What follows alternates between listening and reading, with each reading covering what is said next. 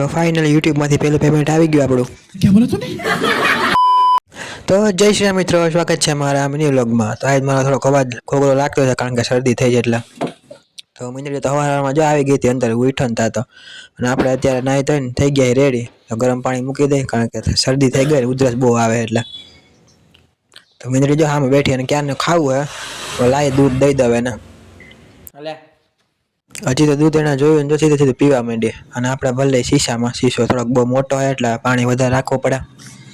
भाई ये तो शुरू होते ही खत्म हो गया यार. તો આપણે લઈ લીધી ચાવી.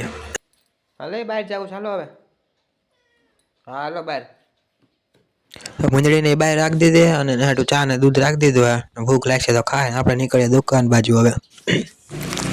આપણે આવી ગયા દુકાને અત્યારે. ટી શર્ટ ને બધું આપણે ટીંગાડી દઈ, દીએ બધી ને બધું કરી લઈ.